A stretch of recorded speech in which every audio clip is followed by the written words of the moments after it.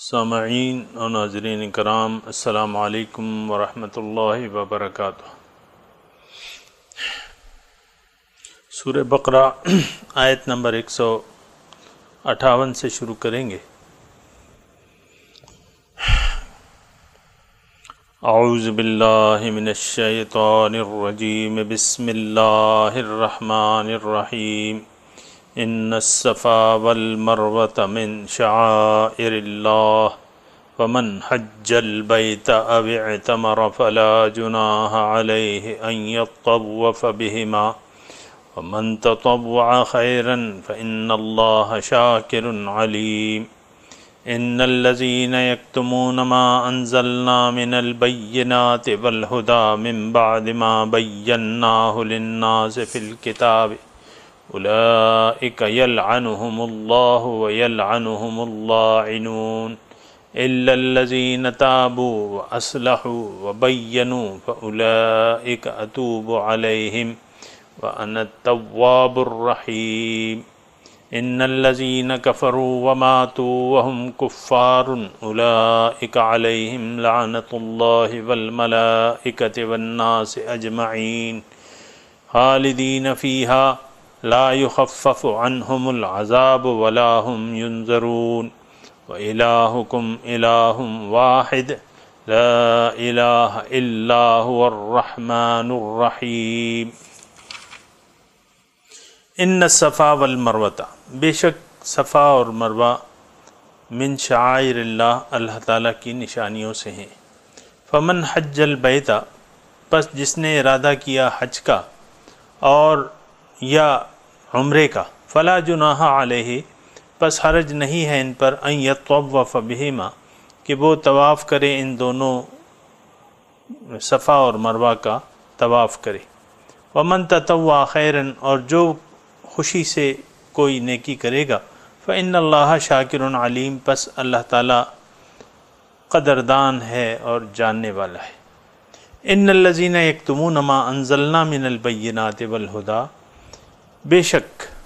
وہ لوگ جو چھپاتے ہیں جو کچھ میں نے نازل کیا ہے دلائل اور دین ہدایت، من بعد ما بیناہ، بعد اس کے کہ میں نے خوب وضاحت کر دی ہے اس کی لوگوں کو کتاب میں۔ تو جو کوئی ایسا کرے گا، اولئک یلعنہم اللہ، ان پر اللہ تعالیٰ کی لعنت ہوگی اور لعنت کرنے والوں کی بھی لعنت ہوگی۔ الا الذین تابوا، مگر وہ لوگ جنہوں نے توبہ کی، یعنی رجوع کر لیا، وَأَصْلَحُوا، اور اپنی اصلاح کر لی، وَبَيَّنُوا، اور وضاحت کر دی، فَأُولَئِكَ أَتُوبُ عَلَيْهِمْ، تو یہ لوگ ہیں جن کی توبہ اللہ تعالیٰ کہہ رہے کہ میں قبول کر لوں گا، وَأَنَا التَّوَّابُ الرَّحِيمُ، اور کیوں نہ کروں، میں تو بہت توبہ قبول کرنے والا اور مہربان ہوں۔ ان الذین کفروا، بے شک وہ لوگ جو کافر ہیں، وماتوا وهم کفار، اور وہ مر گئے اس حالت میں کہ وہ کافر تھے، اولئک علیہم لعنت اللہ، یہ وہ لوگ ہیں جن پر اللہ تعالیٰ کی لعنت اور فرشتوں کی اور تمام لوگوں کی، خالدین فیہا، یہ ہمیشہ اس میں رہیں گے، لا یخفف عنہم العذاب، ان پر کوئی تخفیف نہیں ہوگی عذاب میں، ولا ہم ینظرون، اور نہ ان کو کوئی مہلت دی جائے گی۔ اور اے لوگو، معبود تمہارا تو ایک ہی معبود ہے، نہیں ہے کوئی معبود ماں سوا اس کے، الرحمن الرحیم، بہت مہربان نہایت رحم کرنے والا ہے۔ سامعین کرام، یہ پہلی جو آیت ہے، ان الصفا والمروۃ من شعائر اللہ، اس پہ ہم نے کچھ تھوڑی سی بات کی تھی، اور یہ تعلق اس کا جڑتا ہے یعنی جو تکالیف آتی ہیں مومن پر، وہ اور اس پر صبر کرنے سے اس کا تعلق جڑتا ہے، اس لیے اللہ تعالیٰ نے ان کو، اور گزشتہ سبق میں اس کے بارے میں نے آپ کو وضاحت کی تھی کہ اللہ تعالیٰ جو کوئی بھی یعنی ایسا صبر کرے گا، تکلیف کے وقت، آزمائش کے وقت صبر کرے گا، تو اللہ تعالیٰ ان کو بہت اچھا بدلہ دیتے ہیں. اور اس کی مثال جو ہے اللہ تعالیٰ نے یعنی صفا اور مروہ، اس میں آپ جب دوڑتے ہیں، سعی کرتے ہیں، تو آپ کو یعنی بلکہ ہر ایک کام جو آپ حج میں کرتے ہیں، ہر ایک رکن جو آپ ادا کرتے ہیں، تو اس میں آپ کو ایک تو یہ بات ہے کہ وہ ارکان حج ہیں یا واجبات حج ہیں یا فرائض حج ہیں، وہ تو آپ کو ادا کرنے ہیں، لیکن آپ نے وہ فلسفہ بھی دیکھنا ہے. یعنی آپ جب احرام باندھتے ہیں، اس کی حکمت آپ نے تلاش کرنی ہے. اور جب آپ احرام باندھ کے لبیک اللہم لبیک کی صدائیں بلند کرتے ہیں، تو اس کی بھی آپ نے حکمتیں جاننی ہیں. کوشش کرنی ہے کہ آپ حج کے فلسفے سے واقف ہو جائیں. جو آخری رکن ہے، آپ دیکھیں کہ قربانی، یعنی جو کلائمیکس ہے حج کا، وہ کیا ہے؟ قربانی ہے. قربانی کر کے آپ احرام کی پابندیوں سے آزاد ہو جاتے ہیں. اور قربانی جب آپ کرتے ہیں تو وہ بھی آپ کو فلسفہ، اس میں بحث میں نہیں جاتا، لیکن یہ تمام چیزیں جو ہیں اس کی حکمتیں ہیں، اپنی اپنی ہر بات کی اپنی اپنی حکمتیں ہیں. کعبے کے گرد جب آپ طواف کر رہے ہیں، اس کی اپنی حکمت ہے. جب آپ کعبے کو دیکھ رہے ہیں اور وہ ثواب میں داخل ہے، اور اس کی اپنی حکمتیں ہیں. یہ ساری جو ہیں آپ نے یعنی اندھا دھن حج نہیں کرنا. حج آپ جب کریں گے تو خوب سوچ سمجھ کے، ایک تو ظاہری احکامات ہیں وہ تو آپ کو لازماً پورے کرنے ہیں، لیکن اس کے علاوہ اس کی حکمتیں اور اس کی روح جو ہے اس تک آپ نے پہنچنا ہے. تو دیکھیں، اب گزشتہ درس میں بھی میں نے آپ سے ذکر کیا تھا کہ یہ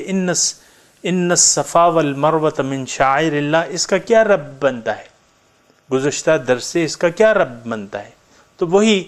کہ استعینوا بالصبر والصلاۃ وَلَنَبْلُوَنَّكُمْ بِشَيْءٍ مِّنَ الْخَوْفِ وَالْجُوعِ. اس سے اس کا رب بنتا ہے. یہ کیوں اللہ تعالیٰ کی نشانی ہے؟ تو نشانی اس لیے ہوتی ہے کہ اس سے آپ عبرت حاصل کریں، اس سے آپ سبق حاصل کریں. اور یہ گزشتہ درس میں، اب میں دوبارہ اس پہ بات نہیں کرتا، کسی نے نہیں سنا ہے تو وہ سبق سن لیں. تو آج ان الصفا والمروۃ من شعائر اللہ، صفا اور مروہ جو ہے وہ اللہ تعالیٰ کی نشانیوں، یعنی جو اللہ تعالیٰ کی دین کی نشانی. شاعر اللہ سے مراد اللہ کی نشانی، مطلب اللہ کے دین کی نشانی. ظاہر ہے کہ اللہ تعالیٰ نے ہمیں ایک دین دیا ہے جو کہ مکمل دین ہے، اور اس دین کے یہ احکامات میں شامل ہے کہ آپ جب حج کریں گے تو صفا اور مروہ کا طواف کریں گے. تو پھر آپ اس کی حکمتیں، ایک تو طواف بھی کریں گے، ساتھ ہی حکمتیں آپ نے دیکھنی ہیں. تو یہ اللہ تعالیٰ کی نشانیوں میں سے، اللہ کے دین کی نشانی، اللہ تعالیٰ کے عاشقوں کے کردار کی ایک نشانی. اب ضمناً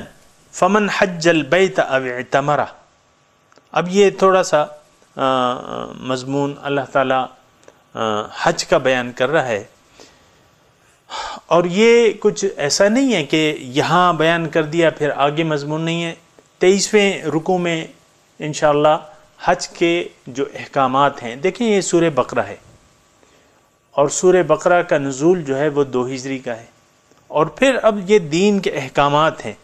اور پھر تمام جو نیکیاں ہیں یا دین کے ارکان ہیں وہ بیان ہو رہے ہیں. آگے رمضان کا بیان آ رہا ہے، شہر رمضان الذی انزل فیہ القرآن. اور پھر یہ حج کے مضامین بھی، یعنی تھوڑا سا ایک ٹکڑا یہاں، اور پھر 23ویں رکوع سے باقاعدہ وہ احکامات جو ہیں وہ اس میں بیان ہوئے ہیں. تلک عشرۃ کاملہ. اور پھر سورہ حج میں جو ہیں کچھ مضامین سورہ حج میں بیان ہوئے ہیں. تو یہ یعنی آپ کو میں نے بتایا سورہ بقرہ مدنی سورہ ہے، اور پھر اس میں جو دین ہے، آپ کو پتہ ہے کہ جو مدنی صورتیں ہیں اس میں دین کے احکامات ہیں، اور جو مکی صورتیں ہیں اس میں جو اصول ہیں، اصول دین ہیں، توحید، رسالت، آخرت، اس کے بارے میں بات ہوئی ہے، اور دین کے جو ارکان ہیں یا جو کرنے کے کام ہیں وہ پھر مدنی معاشرے میں وہ اللہ تعالیٰ نے اس کی وضاحت بیان کی ہے۔ تو اسی طرح یہ صفا اور مروہ، ایک تو یہ بات کہہ دی اللہ تعالیٰ نے کہ یہ دیکھو اللہ تعالیٰ کی نشانیاں ہیں، اس کی میں نے وضاحت کر دی۔ اب فمن حج البیت او اعتمر، جس نے حج کہتے ہیں عربی میں، یعنی ایک لغوی معنی ہے حج کا، اور ایک جو ہے وہ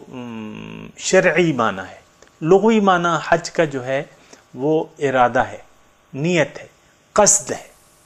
حج کا لغوی معنی جو ہے عربی زبان میں وہ کسی چیز کے ارادے کو کہتے ہیں، لیکن ہمارا ایک شرعی قرآن کا ایک اصطلاحی لفظ ہے کہ اس کو کہتے ہیں کہ حج بیت اللہ کا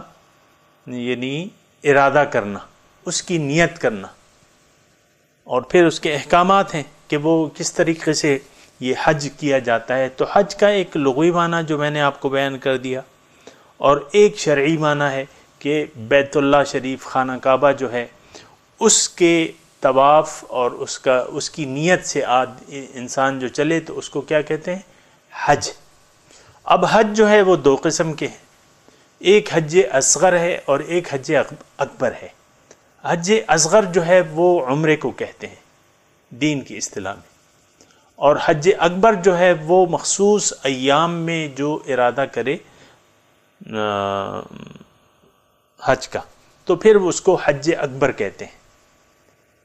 یہ جو عام مطلب یہ مشہور ہے کہ جمعے کے دن جو ہے وہ حج اکبر ہوتا ہے، ایسا نہیں ہے۔ حج اکبر جو مخصوص ایام میں بیت اللہ شریف کا طواف وغیرہ ارکان کے ساتھ کیا جاتا ہے اس کو حج اکبر کہتے ہیں۔ ہر سال حج اکبر ہوتا ہے۔ اب جمعے کے دن کی اپنی فضیلت ہے، یہ نہیں کہ اس کی فضیلت نہیں ہے، جمعے کے دن جو حج آ جائے اس کی اپنی فضیلت ہے، 70 گنا زیادہ ثواب ملتا ہے، 70 حجوں کا ثواب ملتا ہے، وہ تو ایک اپنی فضیلت ہے اس کی۔ لیکن حج اکبر جو ہے وہی سال میں ایک مرتبہ ہوتا ہے، اور پھر حج اصغر جو ہے وہ عمرے کو کہتے ہیں، یعنی حج کے ایام کے علاوہ جب آپ نیت کرتے ہیں، ارادہ کرتے ہیں تو اس کو حج اصغر کہتے ہیں اور اس کو حج اکبر کہتے ہیں۔ تو فمن حج البیت، اور جس نے حج کا ارادہ کر لیا، او اعتمر یا عمرے کا۔ اب عمرہ جو ہے اس کی لغوی معنی جو ہے وہ زیارت ہے، عمرے کا لغوی معنی جو ہے وہ کیا ہے؟ زیارت،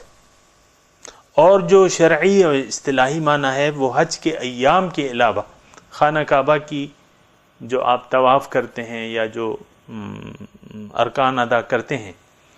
تو اس کو عمرہ کہتے ہیں عام طور پہ۔ تو ان دونوں میں تھوڑا سا بس فرق ہے، احکامات میں تھوڑا سا فرق ہے، وہ احرام دونوں میں ہے، سعی طواف دونوں میں ہے، سعی جو ہے صفا اور مروہ کی دونوں ہے، حلق جو ہے وہ دونوں میں ہے۔ صرف اتنا فرق ہے کہ جو احکامات حج کے جو خصوصی جو زائد احکامات ہیں وہ منی ہے، مزدلفہ ہے اور قربانی ہے اور عرفہ ہے، یہ تھوڑا سا، اور طواف زیارت وغیرہ، یہ دونوں میں تھوڑا سا فرق ہے۔ یہ صفا اور مروہ جو تھیں یہ سامعین اکرام، اس پہ چونکہ بیت اللہ شریف میں بھی 360 بت رکھے ہوئے تھے، یعنی زمانے جاہلیت میں 360 بت، اور جو صفا اور مروہ تھی وہ بھی اس میں بھی بت رکھے ہوئے تھے، 2 بت رکھے ہوئے تھے۔ تو مشرکین مکہ جو تھے وہ اس کا طواف کرتے تھے اور بتوں کی مطلب تعظیم بھی کرتے تھے وہ، اور پھر جو مدینے کے مشرک تھے وہ یعنی ایک رواج تھا، لیکن جب مسلمانوں کا عام ابھی چونکہ احکامات نہیں آئے تھے تو مسلمانوں کا یہ خیال تھا کہ بھئی حج جو ہے وہ تو صرف یعنی اس میں یہ شامل نہیں ہے، صفا اور مروہ کی سعی جو ہے یا طواف یہ حج کے احکامات میں شامل نہیں ہے، خیال تھا ان کا یہ، کیونکہ وہاں بت رکھے ہوئے تھے اور مشرکین نے ایک طریقہ اور ابھی احکامات آئے نہیں تھے، تو اس لیے اللہ تعالیٰ اس کی وضاحت کر رہا ہے کہ نہیں، صفا اور مروہ جو ہیں وہ میرے دین کی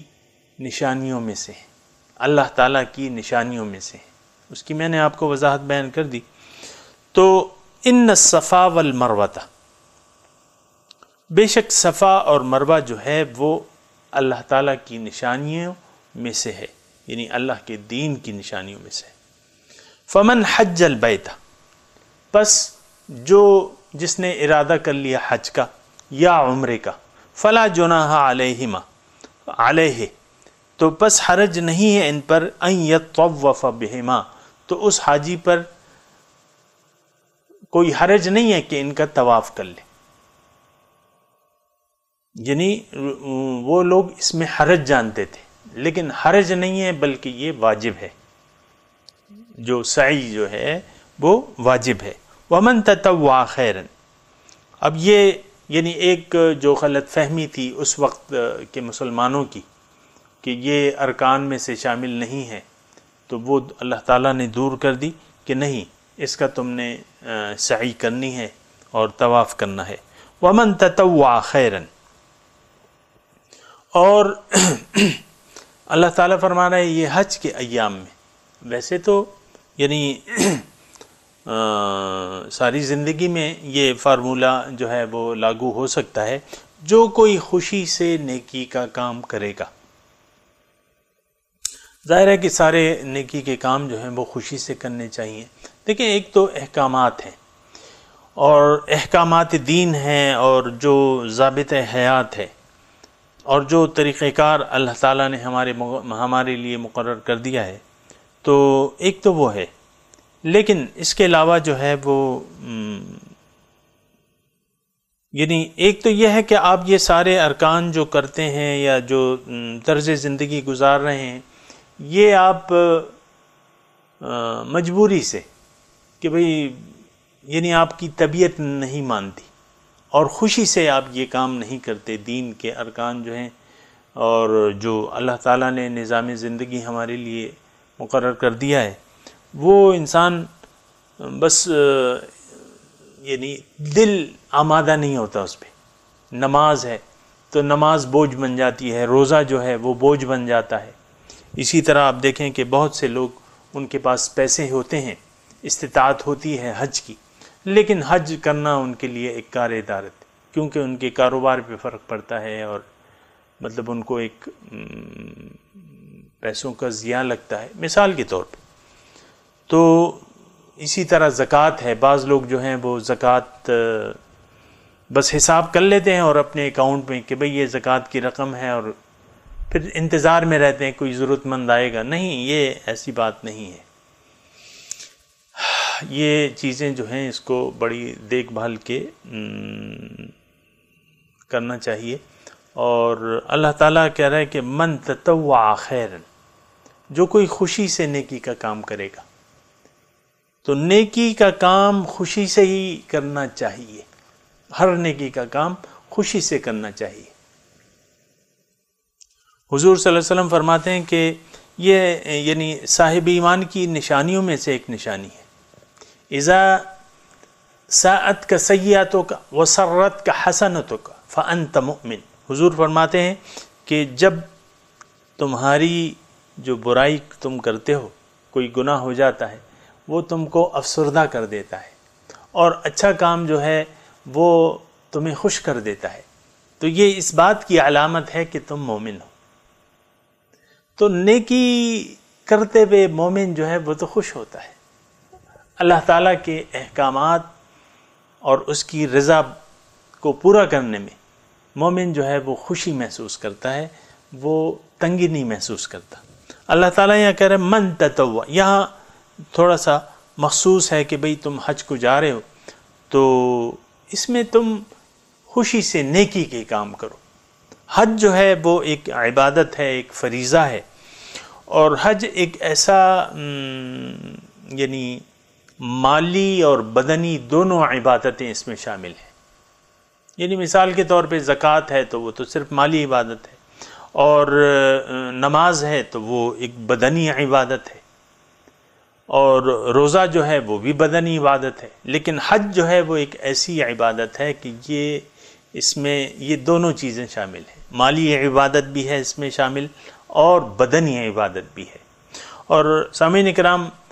حج کا مضمون آ رہا ہے تو یہ بات میں وضاحت سے بیان کر دوں کہ حج جو ہے اس میں دو کام جو ہیں وہ بہت اہمیت کے حامل ہیں۔ ایک جو ہے آپ کو بخل نہیں کرنا۔ آپ ظاہر ہے کہ ایک انسان صاحب استطاعت ہے تو وہ حج پہ جا رہے ہیں تو ایکسٹرا کچھ پیسے لے کے چلا جائے، یعنی وہاں اپنی ضروریات کے علاوہ، رہائش اور کھانے پینے کے علاوہ اس کو چاہیے کہ جو کچھ بھی اضافی رقم لے جا سکتا ہے تو وہ اپنے ساتھ لے جائے، اور نیت کیا ہوگی کہ ان کو میں اچھے اچھے کاموں میں خرچ کروں گا، حاجیوں کی خدمت کروں گا اور حاجیوں پہ صدقات کروں گا۔ اور اس کے علاوہ یعنی یہ تو ایک مالی لحاظ سے وہ بات ہو گئی، لیکن اس کے علاوہ وہ ارادہ یہ کرے، یعنی دو چیزیں میں آپ کو کہہ رہا ہوں کہ ایک تو بخل آپ نے نہیں کرنا۔ جو بھی حج پہ جا رہا ہے اس کو ایک نصیحت ہمارے شیخ نے جب یہ مضمون بیان کر رہے تھے، انہوں نے فرمایا کہ یہ دو چیزیں جو ہیں، ایک یہ ہے کہ اس کو ایک بخل نہیں کرنا، دوسرا تکالیف سے گھبرانا نہیں ہے، جو بھی تکلیف آئے اس کو خندہ پیشانی سے جھیلنا ہے۔ اور یہ دونوں چیزیں جو ہیں سامعین کرام، یہ یعنی اگر انسان اس کا خیال رکھے اور یعنی گھبرانا نہیں ہے، تکالیف اور مصیبتوں سے بخل نہیں کرنا۔ تیسری ایک بات یہ ہے کہ حاجیوں کی خدمت کے لیے کمر بستہ رہنا ہے، کیونکہ حاجی جو ہے وہ اللہ تعالیٰ کا مہمان ہوتا ہے۔ دیکھیں، دعوت ہوتی ہے آپ کے گھر میں تو اس میں مثال کے طور پہ آپ بھی مہمان ہیں، ایک دعوت ہے، ایک ولیمہ ہے، آپ بھی مہمان ہیں، لیکن وہاں مثال کے طور پہ کھانا دیا جا رہا ہے لوگوں کو، ولیمے میں کھانا ہی دیا جاتا ہے، آپ بھی مدعو ہیں، اور وہ جس نے مدعو کیا ہے وہ آپ کا ایک قریبی دوست ہے، تو آپ ایسا کرتے ہیں کہ جب تھوڑا یعنی 2-3 گھنٹے پہلے چلے جاتے ہیں اس تقریب میں، آپ بھی مدعو ہیں، 2-3 گھنٹے پہلے چلے جاتے ہیں، اس لحاظ سے، اس خیال سے کہ دیکھو وہاں بہت مہمان ہوں گے، میرا دوست ہے وہاں، اس کے مہمان بہت ہوں گے، تو میں نے صرف کھانا نہیں کھانا، بلکہ وہ مہمان میں نے جا کے دیکھوں گا جس کام کی ضرورت ہے، یعنی جو چیزیں ہو سکتا ہے میں پہلے چلا جاؤں گا، اور ہو سکتا ہے کہ کوئی کام میں انجام دے سکوں، کوئی خدمت ان مہمانوں کی، اپنے دوست کے مہمانوں کی کوئی خدمت انجام دے سکوں، تو وہ پہلے چلا جاتا ہے۔ پھر جو ہے جب کھانا تقسیم ہونے لگتا ہے تو خود ابھی نہیں کھاتا، وہ تقسیم کرنے والے لوگوں کی وہاں ضرورت ہوتی ہے۔ مثال کے طور پہ بیرے نہیں ہیں، کھانا تقسیم کرنا ہے، اور دوست بھی ہیں جو قریبی دوست ہیں، یہ بھی کھڑا ہو جاتا ہے کہ بھئی میں نے بھی یہ تقسیم کرنی ہے کھانے کی، اور مہمانوں کو میں نے کھانا کھلانا ہے۔ ایک ایک کے پاس جاتا ہے، پوچھتا ہے کہ بھئی کیا چاہیے آپ کو، کوئی ضرورت ہے۔ تو تقریباً سامعین کرام اسی طرح آپ میری بات سمجھ رہے ہیں نا؟ یعنی میرا اپنا یہ مشاہدہ ہے کہ جب میں حج پہ گیا تھا تو ہر ایک اپنے آپ کو مہمان سمجھ رہا تھا، مہمان سمجھ رہا تھا کہ ہمیں اب کھانا کھلایا جائے گا، ہمیں اب یہ ساری، بس ہم نے کچھ نہیں کرنا، بس ہم نے تو پیسے دیے ہوئے، اور بس ساری جو ہیں وہ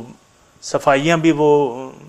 ہوٹل والے صفائیاں بھی کریں گے، میں نے کچھ نہیں کرنا، نہ برتن دھونے ہیں، نہ یہ کرنا ہے، نہ وہ کرنا ہے.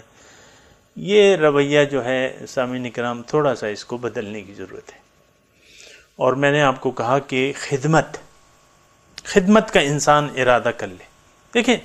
حاجی جو ہے وہ اللہ تعالیٰ کا مہمان ہوتا ہے، لیکن اگر آپ اللہ تعالیٰ کے مہمان کی خدمت کریں گے تو حج تو دیکھیں آپ کا ہو جائے گا. اگر آپ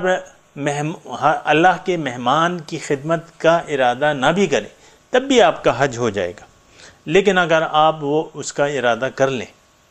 اور حاجیوں کی خدمت کرنے میں لگ جائیں، کسی کو پانی پلا رہے ہیں،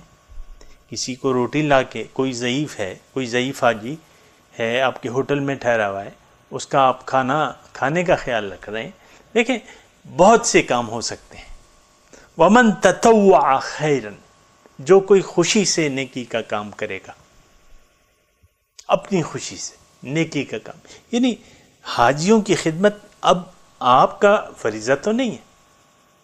آپ کی ڈیوٹی تو نہیں ہے، لیکن اللہ تعالیٰ کی وجہ سے آپ اگر کسی حاجی کی خدمت کر رہے ہیں، اب ظاہر ہے کہ بعض حاجی ایسے ہوں گے کہ وہ اپنے ساتھ یعنی نپی تلی رقم لائے ہوں گے اور کھانے میں تھوڑی سی احتیاط کرتے ہوں گے، تو آپ پھر اپنے ساتھ ان کو کھانے میں شریک کر سکتے ہیں، اچھی چیز لا کے ان کو دے سکتے ہیں اگر آپ کے پاس استطاعت ہے اور ایک نیت سے. آپ یہ سارے نیکی کے کام ہیں. حاجی کی خدمت کرنا میں کہہ رہا ہوں کہ اچھا کام ہے، نیکی کا کام ہے، اللہ تعالیٰ اس سے راضی ہوگا. وَمَن تَطَوَّعَ خَيْرًا، یہ چند باتیں سامعین کرام میں نے آپ کے سامنے بیان کر دی، اور ہو سکتا ہے میرے سامعین میں سے کسی وقت بھی کسی کی یہ بات کام آ جائے. ایک تو بخل نہیں کرنا، دوسرا تکالیف جو بھی پیش آتی ہیں، ظاہر ہے کہ یہ ایک اجتماعی اور لاکھوں افراد کا مجمع ہوتا ہے، تو ہو سکتا ہے آپ کے جو مختلف تکالیف آپ کو ہو سکتا ہے کسی وقت ہوٹل میں آپ کو جس وقت آپ جائیں اس وقت رات سیٹنگ کرنے میں تھوڑا سا ٹائم لگ جائے، انتظار کرنا پڑ جائے، انتظار کرنا ہوتا ہے. اور ساری چیزوں میں یعنی بعض وقت انتظار ہوتا ہے. آپ پاسپورٹ کی چیکنگ کروا رہے ہیں، یہ کروا رہے ہیں، وہ کروا رہے ہیں، بہت سے آپ جائیں گے تو بہت سے ایسے کام ہیں جس میں یا تو انتظار ہوگا یا پھر یہ ہے کہ اور کوئی سہولت فوری طور پہ آپ کو مہیا نہیں ہو سکتی. اس وقت آپ نے صبر کرنا ہے اور خوشی سے اس تکلیف کو جھیلنا ہے اللہ کی رضا کے لیے. اور تیسری بات یہ ہے کہ خدمت، حاجیوں کی خدمت. اگر آپ کے ساتھ اپنے گھر والوں میں کوئی ایسا ہے کہ جو ضعیف ہے یا معذور ہے تو اس کی خدمت، یعنی پھر سب سے پہلے تو اپنوں کی خدمت ہونی چاہیے، اگر کوئی نہ ہو تو پھر اور حاجیوں کی خدمت. لیکن خدمت جو ہے اور ایک جذبے سے، من تطوع خیرن، ایک جذبے سے نیکی کریں، ایک خوشی سے کریں، جذبے سے کریں، تو فإن اللہ شاکر، اللہ تعالیٰ پھر قدردان ہے. دیکھیں دنیا میں جزائے اعمال نہیں ہے، دنیا اعمال کی جزا کی جگہ نہیں ہے. وہ پھر مالک یوم الدین ہے، یوم جزا کا مالک جو ہے وہ الگ ہے. لیکن جلد ہی ہم اس دار فنا سے دار بقا کی طرف جانے والے ہیں، اور جلد ہی انشاءاللہ ہم اس دار جزا میں کھڑے ہوں گے. ثم توفی کل نفس ما کسبت، پورا بدلہ دے دیا جائے گا ہر ایک نفس کو جو کچھ بھی اس نے کیا ہے. توفا، کانٹا پکانٹا، بالکل پورا. یعنی آپ نے اگر یہاں کچھ بھی کیا ہے، آپ کو پتہ ہے نا کہ یہاں جو نیکی ہے اس کی نیت کا بھی اللہ تعالیٰ اجر دیتا ہے. جو نیکی ہے اللہ تعالیٰ اس کی نیت کا اجر، یعنی اس نیت کا ایک اجر ہے، جب وہ آپ نیک کام کر لیں تو پھر اس کا 10 گنا اجر آپ کو ملے گا. تو یہ ساری باتیں سامعین کرام اس شخص کے لیے ہیں جو اللہ تعالیٰ سے ملاقات کا متمنی ہو اور اللہ ہی اس کا محبوب ہو، تو پھر یہ کام سارے جو ہے وہ بہت خوشی سے کرے گا۔ لیکن اگر وہ چاہتا ہے یار بس میں نے فریضہ پورا کرنا ہے بس، تو پھر تھوڑا سا مشکل ہے۔ تو پھر تو یہ ہے کہ جو نیک کام ہیں وہ پھر خوشی سے نہیں ہوں گے۔ اور سامعین اکرام پھر بہت سے ایسے کام ہوں گے، اگر نیت اور جذبہ صحیح نہیں ہے بہت سے آپ سے ارکان رہ جائیں گے، بہت سی کوتاہیاں ہو جائیں گی آپ سے، کیونکہ آپ کا ارادہ نہیں ہے، آپ نے معلومات حاصل نہیں کی ہیں، حج کا علم، حج کو کرنے کا طریقہ آپ نے نہیں جانا ہے، کیونکہ آپ کی دلچسپی نہیں ہے۔ پروگرام ہو رہے ہیں حج کے تربیتی کورس، آپ جا ہی نہیں رہے اس میں، بس 2-4 کتابیں سرسری لے کے پڑھ لی اور بس اللہ اللہ خیر صلی اللہ۔ تو میں یہ کہتا ہوں کہ پھر یہ ہوتا ہے کہ بعض ارکان میں بھی یعنی بے دلی سے حج کرنا کیا مطلب ہے؟ آپ نے ایک کام کرنا ہے، جو کام بھی کرنا ہے آپ نے دل لگا کے کرنا ہے سامعین کرام۔ ہاں دنیا کے بارے میں تو الگ ہے، وہ تو میں اس وقت میرا موضوع نہیں ہے۔ اللہ کے لیے جو بھی آپ نے کام کرنا ہے وہ جم کے کرنا ہے اور دل لگا کے کرنا ہے۔ وَمَن تَطَوَّعَ خَيْرًا، دیکھیں یہ الفاظ آئے ہیں حج کے ضمن میں، ایک ہی آیت ہے یہ، اس میں پھر الفاظ آئے ہیں اور الفاظ محدود نہیں ہیں۔ اللہ من تطوع خیرا، جو کوئی بھی نیکی کا کام خوشی سے کرے گا تو پھر اللہ تعالیٰ قدردان ہے۔ شاکر کا مطلب یہ ہے کہ شاکر کا مطلب شکر کرنا، بندہ بھی شاکر ہو سکتا ہے، اللہ تعالیٰ بھی کی طرف نسبت ہوتی ہے۔ بندے کا شکر کا مطلب یہ ہے کہ اللہ تعالیٰ نے اسے جو نعمتیں دی ہیں تو بندہ اس کا شکریہ ادا کرتا ہے، وہ نعمت اسی مقصد کے لیے استعمال کرتا، اس کو احساس ہوتا ہے اور زبان سے بھی وہ اللہ تعالیٰ کا شکریہ ادا کرتا ہے۔ اللہ تعالیٰ کی طرف جب نسبت ہوتی ہے تو اس کا مطلب یہ ہے کہ اللہ تعالیٰ بندے کے شکر کی، یعنی جو کچھ وہ شکر عملی طور پر کر رہا ہے، جو عمل کر رہا ہے، نیک کر رہا ہے، نیکی کر رہا ہے، اللہ تعالیٰ اس کی قدر کرے گا۔ قدردان ہے اللہ تعالیٰ، شکور اللہ تعالیٰ کی صفت ہے۔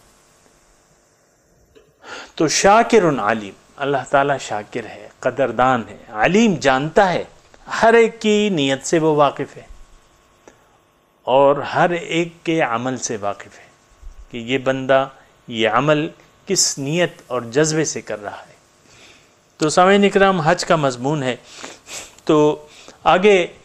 23ویں رکوع سے مزید حج کے احکامات آئیں گے، وہاں مزید تفصیل اس کی بیان ہو رہی ہے، اور یہاں بس اتنا تذکرہ کیا ہے اور اس کے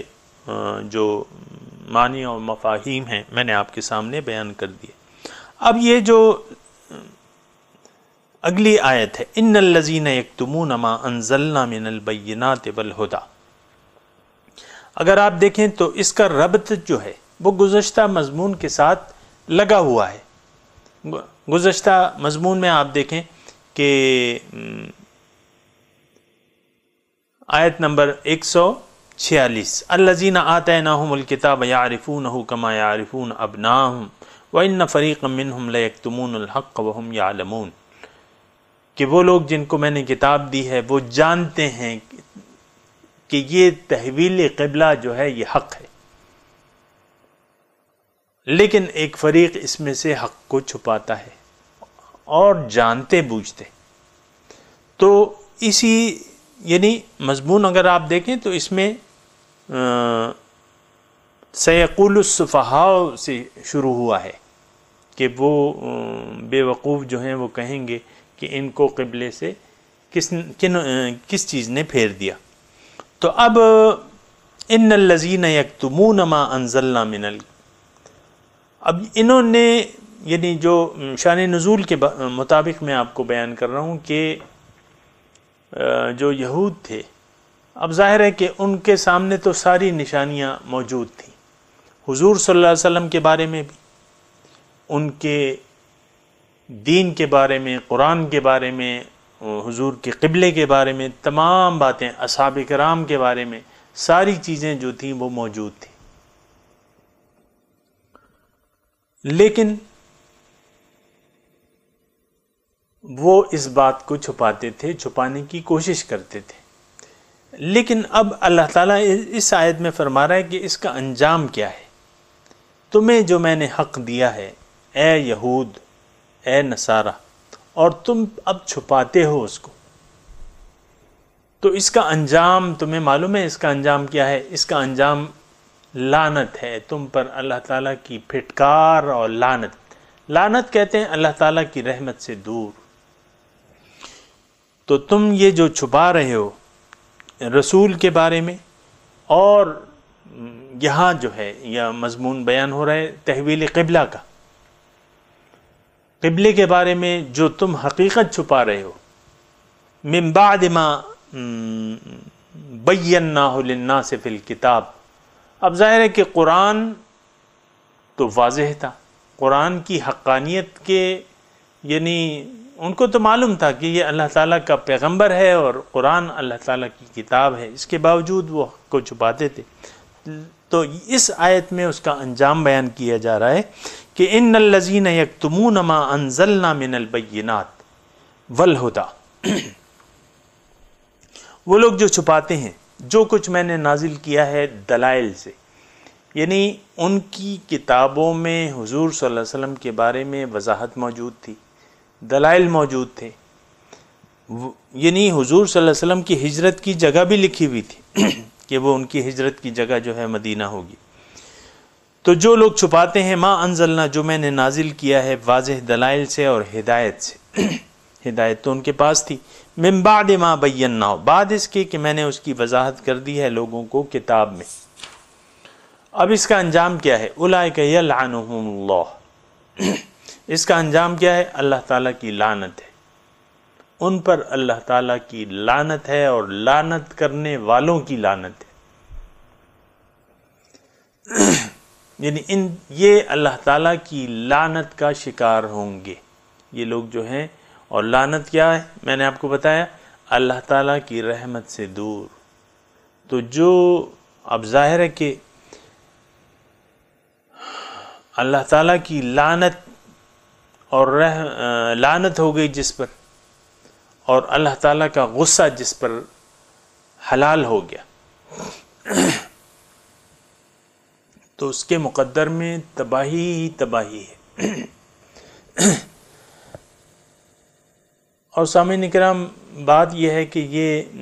تھوڑا سا یعنی مضمون جو ہے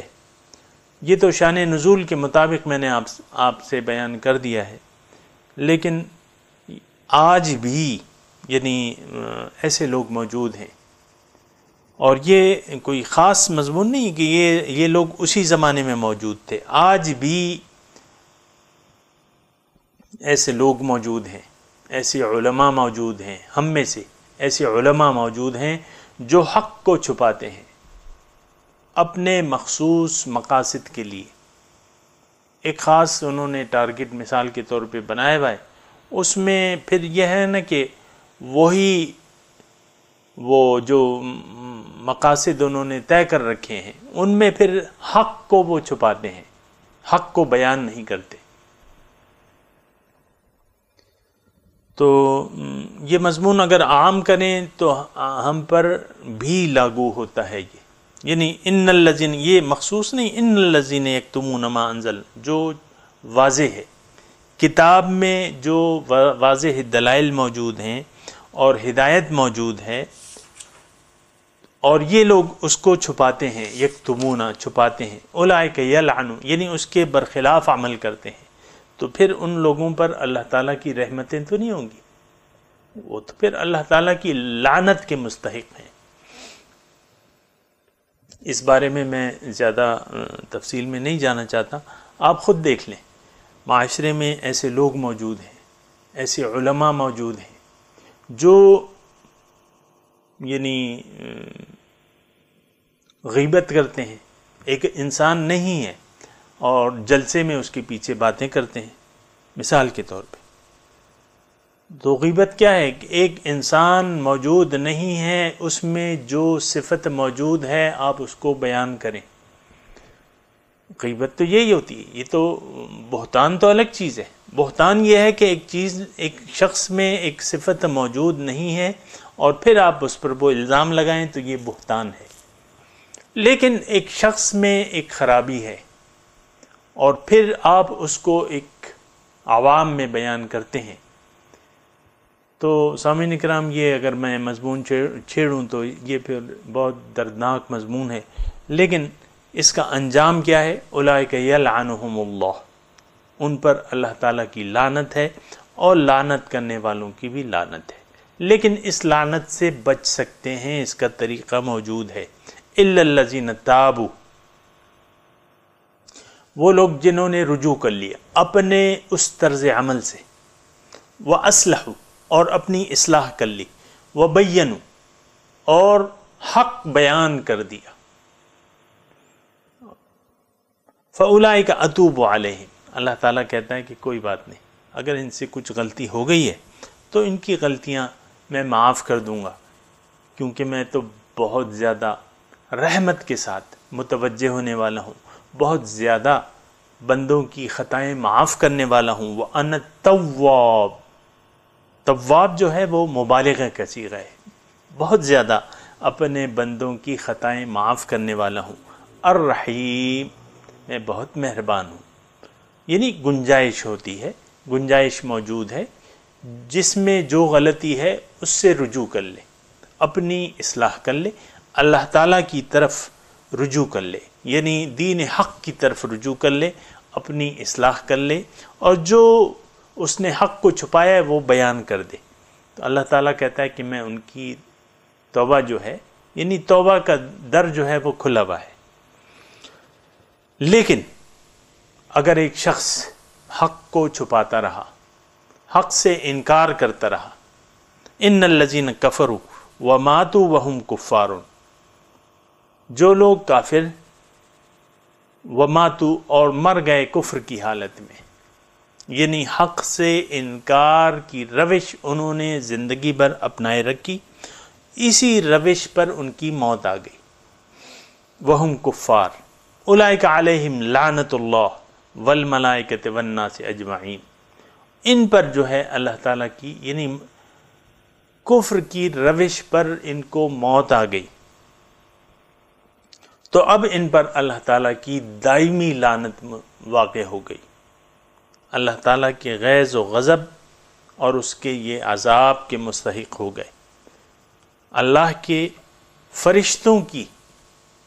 اور تمام لوگوں کی لعنت کے، یعنی لعنت دو قسم کی ہے، یعنی تمام لوگوں کی لعنت، یعنی دنیا میں جو کامل مومنین ہیں، ظاہر ہے کہ جو لوگ کفر کی حالت میں مرتے ہیں تو مومن کے دل میں تو ان کے لیے کوئی رحم کی جگہ تو نہیں ہے اور نہ ہونی چاہیے، اور قیامت کے دن یہ کافر جو ہیں تمام ایک دوسرے پر لعنت بھیجیں گے، یہ قرآن کا مضمون ہے کہ جب ایک جماعت داخل ہوگی دوزخ میں تو اپنے پہلوں پر وہ لعنت بھیجے گی، والناس اجمعین، تو یہ دونوں محامل ہیں اس کے، تمام لوگوں کی لعنت، ان پر تمام لوگوں کی لعنت، خالدین فیہا، اس لعنت میں اور اللہ تعالیٰ کے عذاب میں وہ ہمیشہ رہیں گے، لا یخفف عنہم العذاب، ان پر جو بھی عذاب ہوگا اس میں کوئی تخفیف نہیں ہوگی۔ سامعین کرام، تھوڑا سا رک کے یہاں یہ بات ذہن نشین کر لینی چاہیے، یعنی تخفیف، عذاب میں تخفیف، یا آپ دیکھیں دنیا میں تو عذاب میں تخفیف ہو جاتی ہے، جو لوگ جیل میں پڑے ہوئے، مثال کے طور پہ جیل میں پڑے، کوئی قومی دن آتا ہے، یوم آزادی آتی ہے، عید آتی ہے کوئی، تو صدر مملکت آرڈر کہ بھئی 60 سال کے اوپر جو قیدی ہیں ان کو رہا کر دو، یا ان کی سزا میں تخفیف کر دو، قید میں تخفیف کر دو، تو دنیا میں تو ایسا ہو سکتا ہے، لیکن آخرت میں اگر دوزخ میں کوئی کافر دوزخ کے عذاب میں گر گیا تو یہ بات نوٹ کرنے کی ہے، لا یخفف عنہم العذاب، ان کے عذاب میں تخفیف نہیں ہوگی، ولا ہم ینظرون، اور نہ ان کو پھر مہلت دی جائے گی۔ سامعین کرام، مہلت کا وقت یہی ہے، یعنی دنیا جو ہے ہم تو اس کو غفلت سے گزار رہے ہیں نا، یعنی ہم نے جو اللہ تعالیٰ نے ہمیں مہلت دی ہے، اس مہلت سے ہم لوگ فائدہ نہیں اٹھاتے، اللہ تعالیٰ کی طرف رجوع نہیں کرتے، اپنے لہو و لعب میں پڑے ہوئے ہیں۔ اقترب للناس حسابهم وهم فی غفلۃ معرضون، لوگوں کے حساب کا وقت قریب آ پہنچا اور وہ غفلت میں پڑے ہوئے ہیں، منہ موڑا ہوا ہے، تو حق سے ان لوگوں نے منہ موڑا ہوا ہے۔ تو ولا ہم ینظرون پہ میں بات کر رہا ہوں کہ دوزخ میں، اگر دوزخ میں پہنچ گیا ایک آدمی، اور دوزخ میں پہنچنے میں سامعین کرام دیر نہیں لگتی، دوزخ میں پہنچنے میں دیر نہیں لگتی، بہت آسان ہے دنیا میں۔ یعنی اگر کوئی شخص یہ چاہے کہ بھئی میں نے دوزخ میں جانا ہے تو یہ بہت آسان کام ہے، دوزخ میں جانا جو ہے بہت آسان کام ہے۔ اس کا طریقہ کار یہ ہے، اگر کوئی شخص دوزخ میں جانا چاہتا ہے یا دوزخ کا اپنے آپ کو مستحق بنانا چاہتا ہے تو اس کا طریقہ کار یہ ہے کہ بس یہ ہوائے نفس کی پیروی شروع کر دے،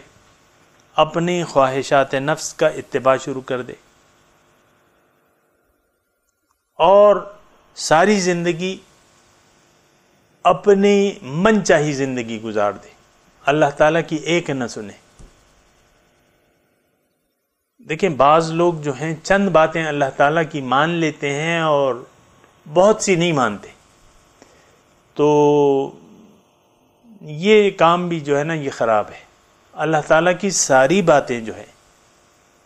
وہ ماننی چاہیے، اس کے سامنے اپنا سر جھکا دینا چاہیے، اور اگر کوئی یہ کہے کہ میں کچھ تو کرتا ہوں نا، کیا ہوا کہ کچھ نہیں کرتا، یہ چیز جو ہے ایک عام، میں اور آپ جس معاشرے میں رہ رہے ہیں اس میں لوگوں کا یہ ہے رویہ کہ وہ کہتے ہیں یار میں نے تو نماز پڑھ لی، میں تو کلمہ پڑھ رہا ہوں، نماز پڑھ رہا ہوں، زکوٰۃ دی بھی ہے، حج بھی کر لیا ہے، روزے بھی رکھ لیتا ہوں، باقی کیا ہوا کہ میں سود لیتا ہوں، کیا ہوا کہ کاروبار میں ملاوٹ کرتا ہوں، کیا ہوا کہ میں جھوٹ بولتا ہوں، کیا ہوا کہ میں لوگوں کے حقوق دبا لیتا ہوں، کیا ہوا کہ میں رشوت لیتا ہوں، کیا ہوا کہ میں رشوت دیتا ہوں، کیا ہوا کہ میں حرام کھاتا ہوں، کیا ہوا کہ میں شراب پی لیتا ہوں۔ کیا سامعین کرام کی کیا طرز زندگی ہے؟ ادخلوا فی السلم کافہ، اللہ تعالیٰ نے ہمیں فرمایا کہ دین میں پورے کے پورے داخل ہو جاؤ، ولا تتبعوا خطوات الشیطان، شیطان کے نقش قدم کی پیروی نہ کرو۔ آپ مجھے بتائیے کہ شیطان نے کتنے احکامات ماننے سے انکار کیا تھا اللہ تعالیٰ کے، جس کی بنا وہ مردود ہو گیا تھا؟ کتنے احکامات تھے؟ صرف ایک حکم تھا۔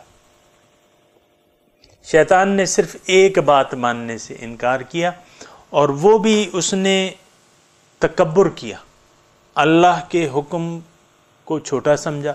اپنی رائے کو فوقیت دی، تو مردود ہو گیا کہ نہیں؟ اللہ کی لعنت میں گرفتار ہو گیا، مردود ہو گیا، جہنمی، ہمیشہ کے لیے جہنمی ہو گیا۔ آج ہم دیکھیں، ہم اور آپ اگر ہم دیکھیں کہ اللہ تعالیٰ کے احکامات، کتنے احکامات سے ہم نے منہ موڑا ہوا ہے۔ سوچنے کی بات تو یہ بھی ہے نا۔ دیکھیں اللہ تعالیٰ کہہ رہا ہے وَلَا تَتَّبِعُوا خُطُوَاتِ الشَّيْطَانِ، شیطان کے نقش قدم کی پیروی نہ کرو۔ وہ تو تمہارا کھلا دشمن ہے۔ تو شیطان کا نقش قدم کیا ہے کہ اس نے بس ایک معاملے میں اپنی رائے زنی کر کر اس سے انکار کر دیا تھا۔ ہم کتنے معاملات میں اللہ تعالیٰ کے احکامات کو نظر انداز کر کے اپنی خواہشات کے مطابق زندگی گزار لیتے ہیں۔ سامعین کرام، یہ ایسی باتیں ہیں کہ جو سوچنے والوں کو یا جن کا یہ یقین ہو کہ موت کے بعد دوبارہ جی اٹھنا ہے اور اللہ تعالیٰ کے سامنے میری پیشی ہوگی، ان لوگوں کے لیے یہ مضامین جو ہیں وہ پھر سوچنے کے قابل ہیں۔ بات میں کر رہا تھا کہ وَلَا هُمْ يُنظَرُونَ پہ میں بات کر رہا تھا، ان کو مہلت نہیں دی جائے گی۔ اب سامعین کرام، اگر مہلت کا کوئی چانس ملتا تو پھر تو ٹھیک تھی، لیکن وہاں جو ہے مہلت نہیں ملے گی۔ اب یہ ساری مہلت جو ہے وہ یہیں ہے، اسی دنیا میں جو ہم زندگی گزار رہے ہیں نا، یہاں یہ ساری مہلت ہے۔ باز آ ہر ہستی باز آ، تم جو بھی ہو بس باز آ جاؤ، اللہ تعالیٰ کی نافرمانی سے باز آ جاؤ، یہ موقع ہے۔ بندگی کا موقع یہی ہے، توبہ کا موقع یہی ہے، اصلاح کا موقع یہی ہے۔ اگر ہم نے اپنی اصلاح کر لی، اللہ تعالیٰ کی طرف رجوع کر لیا اور اپنی اصلاح کر لی اور اللہ کے لیے زندگی گزارنے لگے، یعنی اللہ کی رضا کے لیے، اور اپنے آپ کو دوزخ سے ہم نے یہاں بچا لیا، تو پھر وہاں بھی بچ جائیں گے۔ یہاں اگر ہم نے دوزخ اپنے آپ کو نہ بچایا دوزخ سے، اور دوزخ کیا ہے؟ نفس جو ہے آپ کا دوزخ ہے۔ اگر نفس کو آپ نے لے لیا، نفس کو من چاہی خواہشات پر آپ عمل کرتے رہے، تو آپ کو میں بتا رہا تھا کہ دوزخ جانا جو ہے بہت آسان ہے۔ کسی کی بات نہ سنیں، نہ اللہ والوں کی بات سنیں، نہ دین پر توجہ دیں، نہ قرآن کو کھول کے دیکھیں، نہ کلمے کی حقیقت کو جانیں، نہ اللہ تعالیٰ کی جو وحدانیت ہے اس کے بارے میں کچھ نہ سوچیں۔ آپ حضور صلی اللہ علیہ وسلم کے بارے میں بس ایک رسمی سی بات کہ وہ جو جب نام لیا جائے تو بس چوم لیں، اور جب وہ کوئی جلسہ جلوس ہو تو اس میں توڑ پھوڑ کر لیں عشق رسول کے نام پہ، اس کے علاوہ آپ کچھ نہ کریں۔ تو یہ بہت آسان ہے دوزخ میں۔ سامعین اکرام، اس وقت جو صورتحال ہے اور ہم جس قسم کی کہ اپنی کسی کی بات سننے کو تیار نہیں ہے، کسی حق والے کی بات سننے کو تیار نہیں ہے، نہ فکر کرتے ہیں، نہ تدبر کرتے ہیں قرآن میں، نہ فکر کرتے ہیں، نہ اپنی حقیقت جاننے کی کوشش کرتے ہیں، اور دنیا کے بارے میں دھوکے میں پڑے ہوئے ہیں۔ دنیا کی زندگی نے ہمیں دھوکے میں ڈال دیا ہے۔ زیادہ سے زیادہ کماؤ، اس کو استعمال کرو، اور بس جس نے جتنا کما لیا کھا لیا، بس وہ شخص اتنا ہی کامیاب ہے۔ ہماری تو یہی ہے، یعنی ہماری سوچ اور کیا ہے؟ یعنی الہاکم التکاثر، تمہیں تکاثر نے غفلت میں ڈال دیا ہے کہ بھئی زیادہ سے زیادہ ہونا چاہیے ہمارے پاس، حتی زرتم المقابر، یہاں تک کہ تم مقبروں تک پہنچ جاتے ہو۔ تو سامعین اکرام، یہ ساری باتیں جو ہیں یہ سوچنے کی ہیں، اور اگر مہلت سے فائدہ نہیں اٹھانا تو پھر وہاں مہلت نہیں ملے گی۔ کہاں؟ قیامت کے دن مہلت نہیں ملے گی۔ دوزخ میں جو ہے اگر ہم کہیں گے وہاں بھی پھر مہلت نہیں ملے گی۔ مہلت کی جگہ جو ہے یہ ہے، دنیا ہے جہاں ہم اور آپ جی رہے ہیں، یہاں مہلت ہے اور مہلت سے فائدہ اٹھانا چاہیے۔ اور اگر نہیں اٹھایا ہم نے اور من چاہی زندگی گزارنی چاہیے یا گزار رہے ہیں، تو یقین جانیے دوزخ ہمارا ٹھکانہ ہوگی۔ تو وَلَا هُمْ يُنظَرُونَ لا يُخَفَّفُ عَنْهُمُ الْعَذَابُ، ان پر عذاب میں تخفیف نہیں ہوگی۔ وَلَا هُمْ يُنظَرُونَ، سامعین اکرام،